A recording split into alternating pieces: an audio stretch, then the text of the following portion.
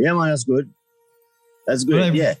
Let's do it. All right. Well, everyone, welcome back to a very exciting episode of his Storybox podcast. My friends, if you know of the legend Bob Marley, then you're definitely going to learn more about his incredible son, Julian Marley, today. I'm a huge fan of Julian and his music. You can go and listen to them on YouTube. There's plenty of them out there, or even some of his albums too. But he's a two-time Grammy nominated artist as well, but he is a son of the reggae legend Bob Marley and Barbados-born Lucy Ponder. He is a roots reggae musician, singer-songwriter, producer, and humanitarian. In 1692, produced by Alex, I can't say the last name, I apologize. The Rolling Stones' Earth, Wind and Fire follows Julian's 2019 Grammy nominated album, As I Am, which I love. A project that scored millions of streams, including collaborations with Beanie Man and Spragga Benz, which you can go and check out as well.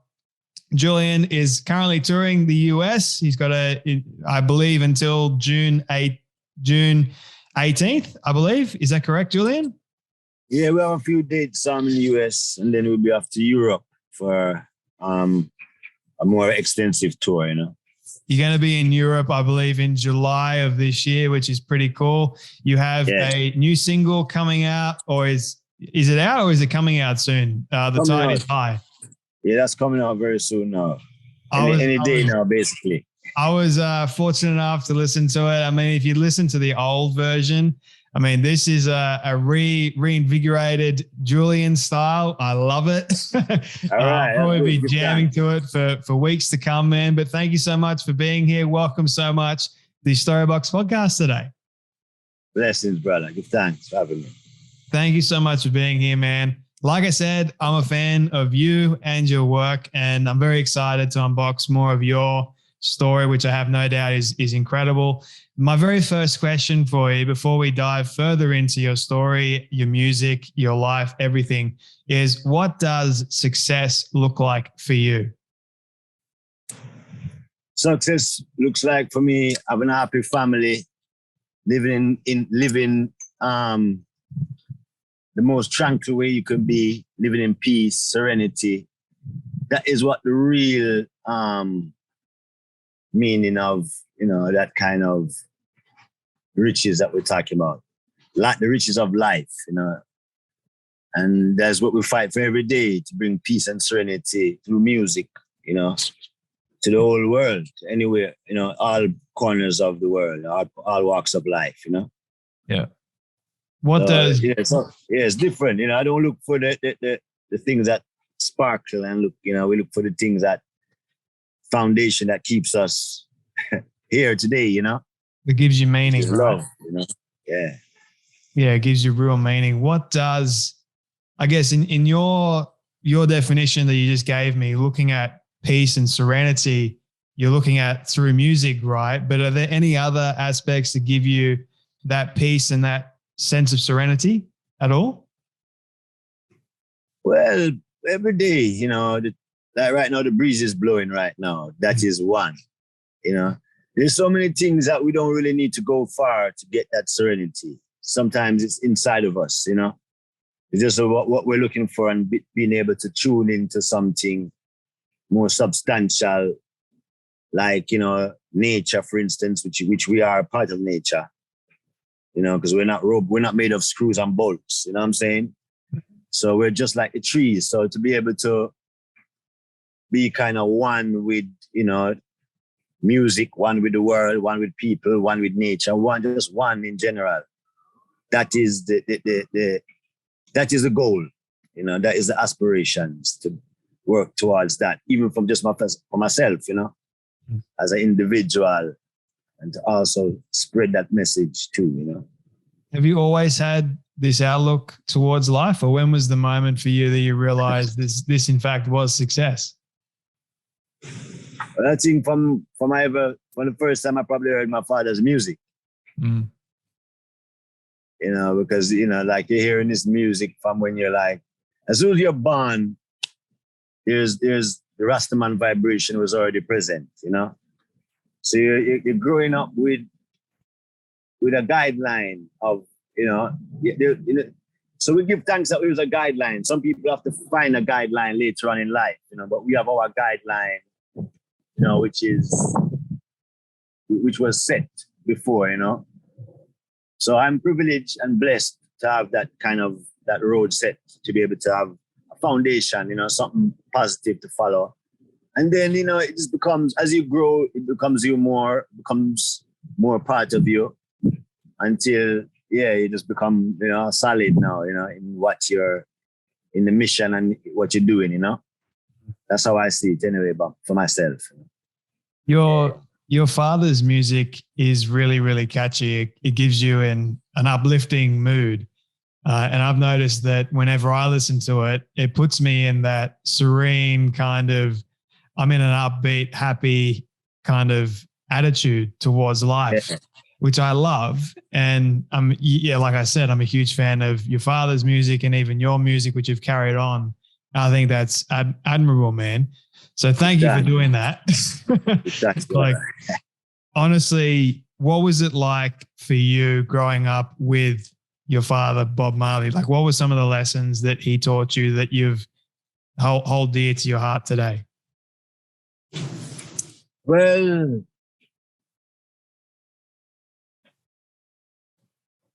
how to be humble, how to be humble, even though knowing that you come from maybe a so-called great worldly background. But the reason why I say worldly is because fame is a different topic, Fame is earthly realms. That's fame. Yeah. Our fame is spiritual realms, So to be able to have that spiritual riches, like what we're speaking about again, So I grow to say our father is one of the greatest, as we would say, humanitarian musicians. But when you hear what he speaks, when he talks like a humble man, So that kind of puts you like, no matter how big or whatever how high you get, remember what we are. Like we say, we're never ever going to be nuts and bolts, So we're all flesh and bone and blood, So you cannot be no more perfect than any other person, more than what's upstairs here, and how you live your daily life. So that's one of the biggest lessons that we get to learn, really, is like to be humble, and listening to his words, you learn a lot of stuff, we learn of our heritage of Rastafari. We learn of Jesus Christus, which we call Christ, in the Ethiopian Orthodox faith, So it's a lot of stuff that we can, The foundation is to be humble, I love the humble mentality. And to me, like being able to meet you, I guess, through Zoom and hearing you talk, you do seem like a very humble individual, which I do appreciate. But who is, aside from all the earthly fame that you do have, who is Julian Marley? Julian Marley is a humble man that loves to play music and loves to walk around in the wilderness and go to the beaches and humble, down to earth. Julian Marley is a man that is like when I'm not out there in the the eyes of the public and working, I'm laid back and humble, and I don't, sometimes I could call myself boring. I won't lie. As much as the excitement that we have when we go on the road, when I'm home, I'm boring. So that means, I'm humble, down to earth, Yeah, nothing, you know what I mean? Play a little soccer here and there and read some books and play some music, and just chill out, really, I'm boring too, man. So you don't have to. I understand. Yeah. Like I'm such a laid back Aussie. I have my routines, man, like exercise, playing sport with friends and family, and just doing all those sort of things. But I think that's where meaning is, man, like connection, and you just become even more happy. I mean, I love listening to music. I can't sing to save my life, but I love listening to other people's music because it puts you in a different mood and it makes you appreciate life even more. But your Rastafarian roots, like, can you explain to people that may not know the Rastafarian style of music, what actually is that? Well, the music is reggae from Jamaica, which, first of all, the music itself is like a combination of original, traditional African drumming music, along with little rhythm and blues originally, when reggae formulated. But just because reggae, I think that reggae was Rasta really kind of used reggae as a vehicle more than any other music or any other artist, So reggae was, I guess Rasta kind of held on to reggae and made it become one. So when you hear the word reggae, you expect to hear Rasta, roots, culture, unity, love, all of these things that come underneath positivity, But like when we say Rastafari, what is Rastafari now? It's like, when we say Rastafari now, like say for instance, Ras means head and Tafari means creator. So when you put those words together, Rastafari, we're saying head creator. So the head creator that we're talking about is obviously our creator, God, Yeah. So Rastafari is Christianity, in this modern time where a lot of, as well say, a lot of information that we've read it, but we've not read it with the right conception. Yeah. So to be able to, like what I say now, for me personally, like I read some different books. I go to Ethiopia and I get some kind of, like I found a Bible that is like 2,000 years old, you know what I'm saying? So that Bible is way older than the Bibles that we read, that we've ever read on this side of the world since, older than King James himself, you know what I'm saying? So it's like, when you be able to get your hands on kind of those kind of readings, now it kind of give you a different perception. It brings it more into reality, something that you can more grasp. It doesn't sound like a fantasy story to me anymore. It sounds like something that was happening right here, and I could really go to that place, and I could really go to a place where they say Christ walked. You know what I mean? So to be able to put that together, and like we say, Rastafari, is Haile Selassie also, which Haile Selassie is a descendant of King Solomon and King David. Likewise, Christ. So because Christ says, the Bible says that Christ's lineage, King David's lineage will rule forever, Yep. So Rastafari, King Selassie comes within that lineage. So it is very, stuff that makes you get goosebumps and you want to investigate more to see what it is, So for me, it's Christianity, but it is with more of the reality, which is, Christianity, our Christianity, what we know about, them say Christ have locks. Them say here is like wool. So that means that Christ could have been a natty dread. Yeah. You understand? 100%.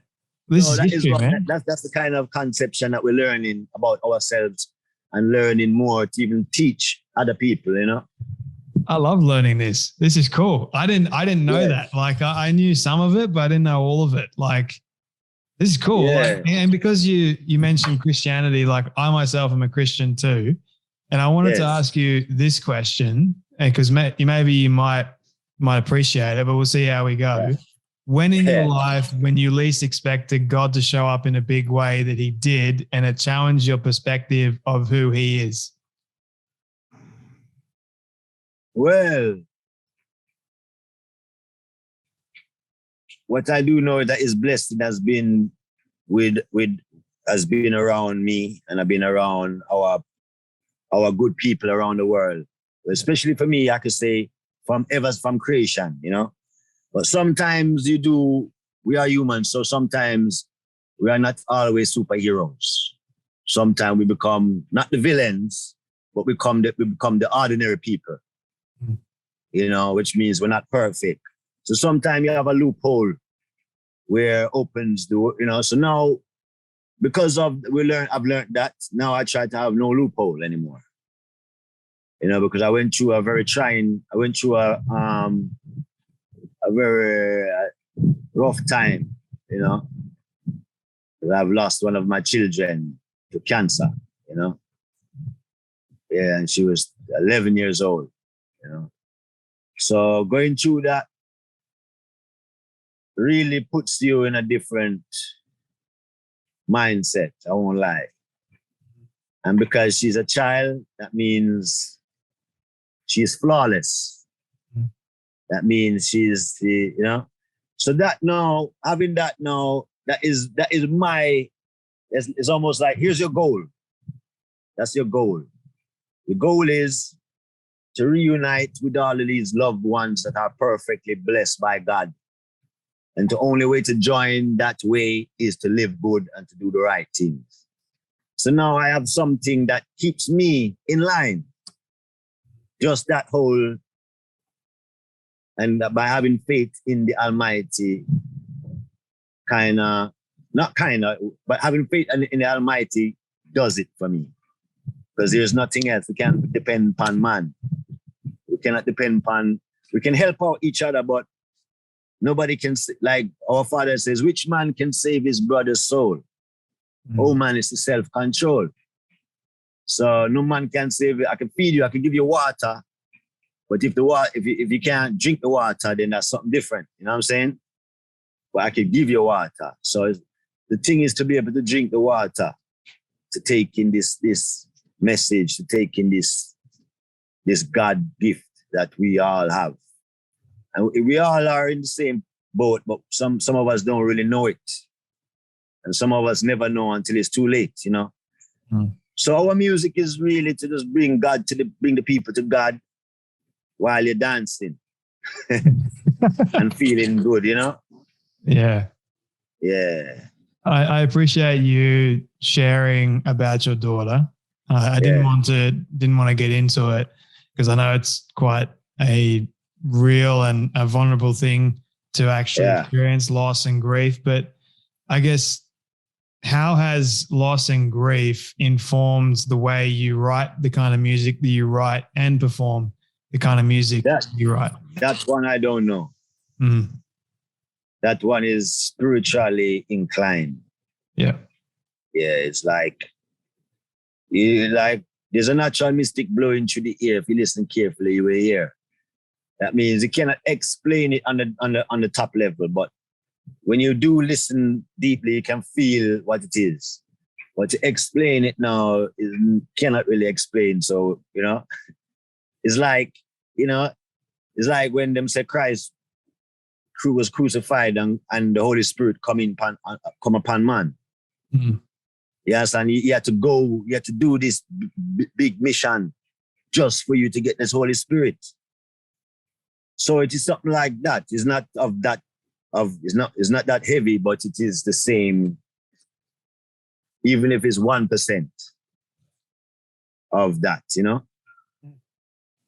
So yeah, it's the fulfillment, and it brings a different joy to the heart, Yeah, I know that is in control.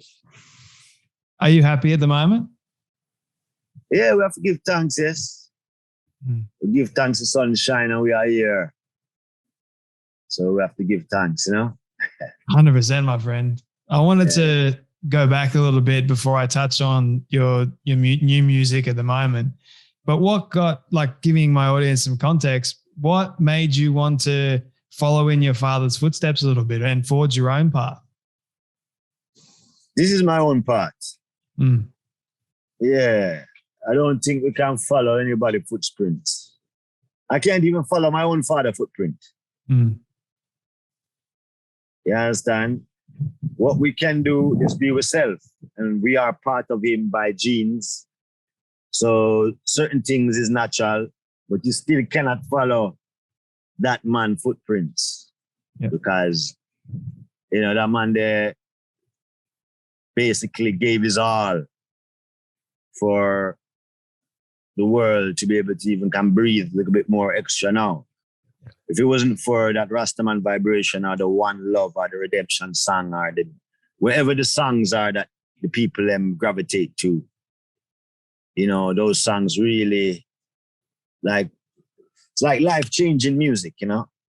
So our type of music is life-changing music. Our father's music is life-changing music, as we come to find out along the ways, even ourselves. I still can listen to it for even, you know, the same song that you've been listening to for 20 years, you still can listen to it to get a different upliftment again. You know, it's not even the same. You know, you get a different, you know, upliftment again. You don't get sick of it. Yeah, so that's the type of music. So, you know, as we say, you have to. It's good to just be yourself, and what comes out comes out, and that's how I leave it. You know, I remember when I couldn't play a note or sing a note, but then I don't remember in between that. I just remember, oh yeah, I can sing a note now, but like, wow, that first note that you were singing, whenever it was, like, whoa, that was way off. You know what I mean? And then, so it's, you know, it's like we say, it's good when you can know who you are inside and let that light shine, you know?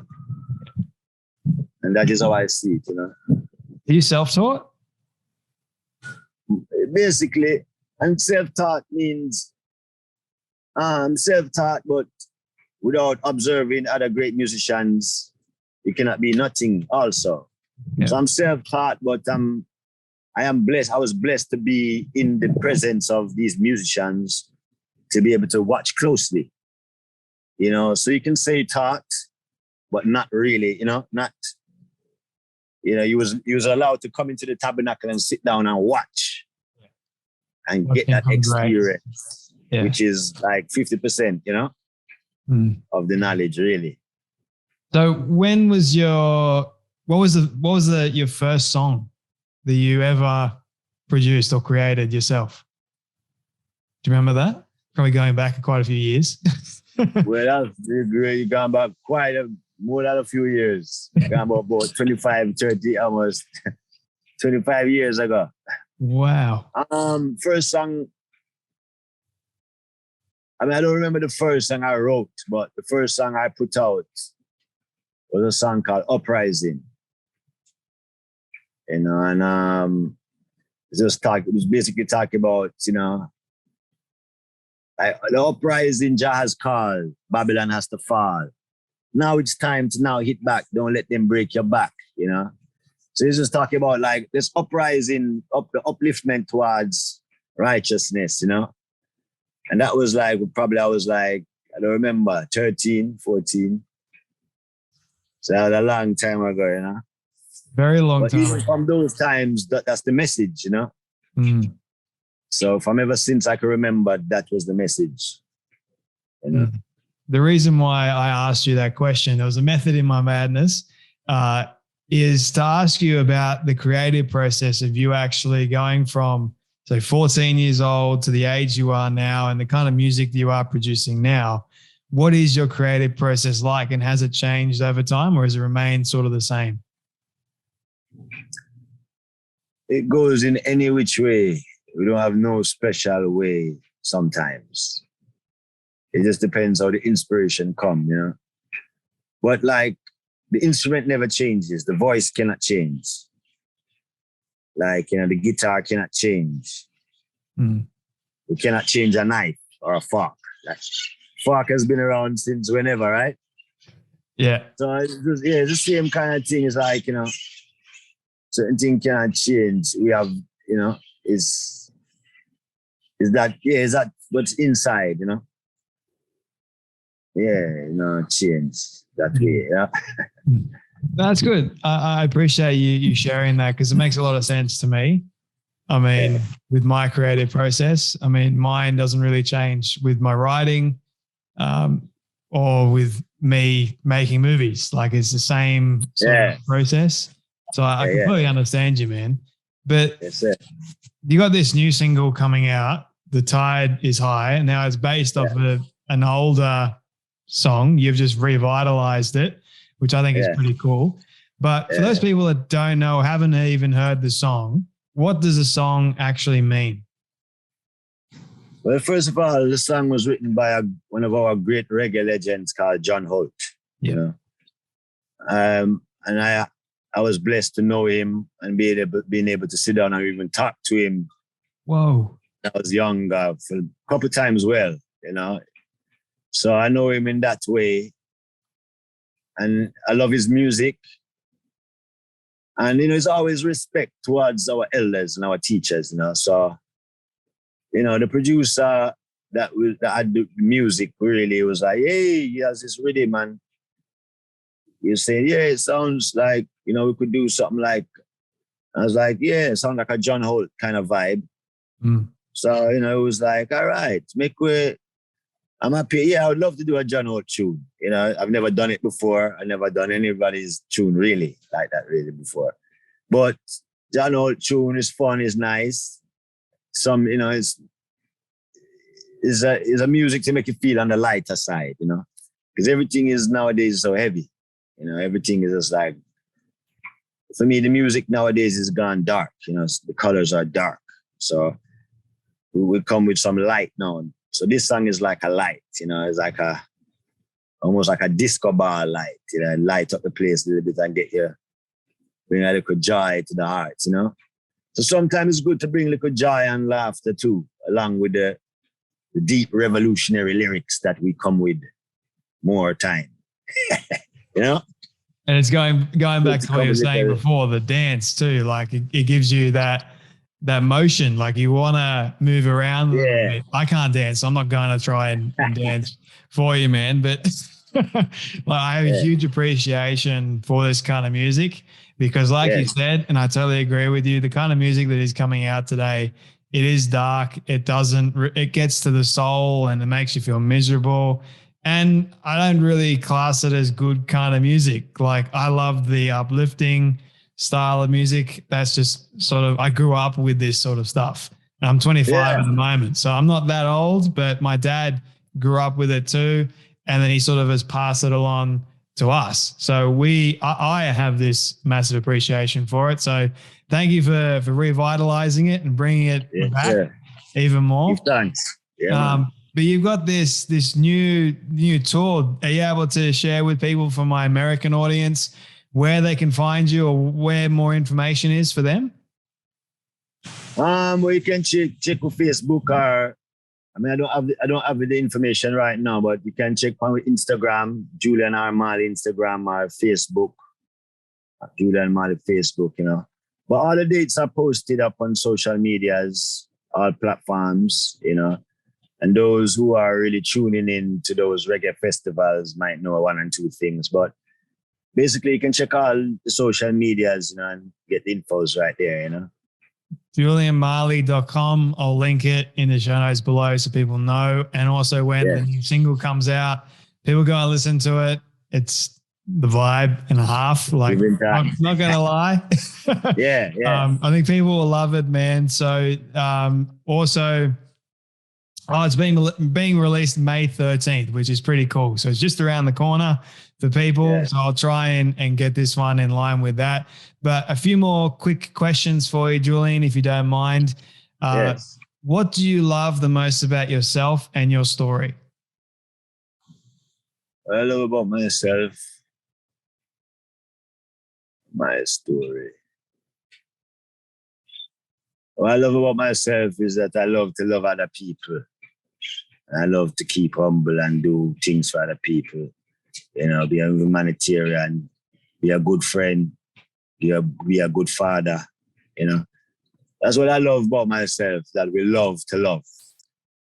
You know, and like I must say, you know what, I don't really have what I come to do is not for me. See, that's why I don't really.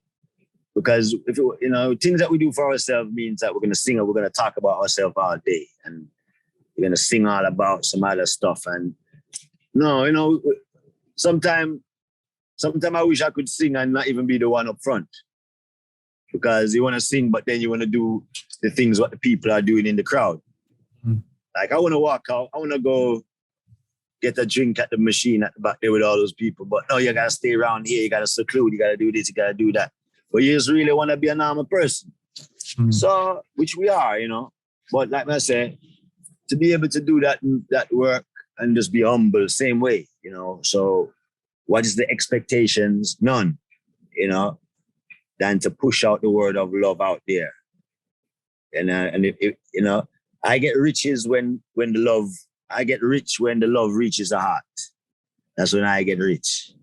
You know? That's powerful, man. Yeah. All right.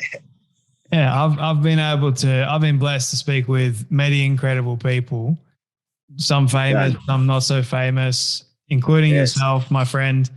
And one thing that I have learned is they are just regular human beings doing some incredible things in the world.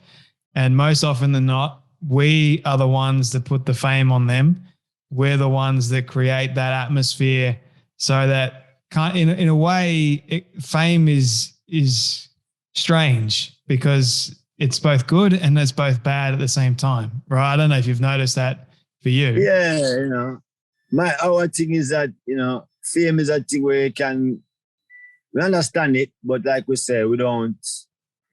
Sometimes it goes beyond.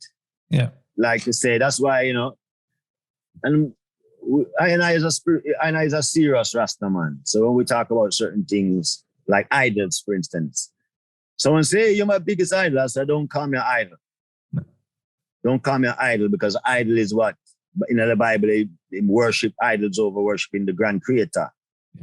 So I tried to bring it around as, no, don't call me an idol. Call me an inspirator. Or somebody that you can look up to, but don't call me your idol. Call me your inspiration or something different that I could feel.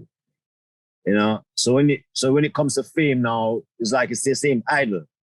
You know, so any famous guy could tell someone to do something out of character and he would do it just because, you know. But like, no, we come from a different consciousness now, where it's like, no, we have to. Everyone is my brother and sister, as a matter of fact. So I'm not going to belittle nobody, or I'm not going to, you know? Yeah, whether you're rich or you're poor, we're not made by nuts and bolts. You know, you step on a nail, whether you're rich and poor, you feel it, you know? So that's how we'll, you know? Yeah. You're a human being, man.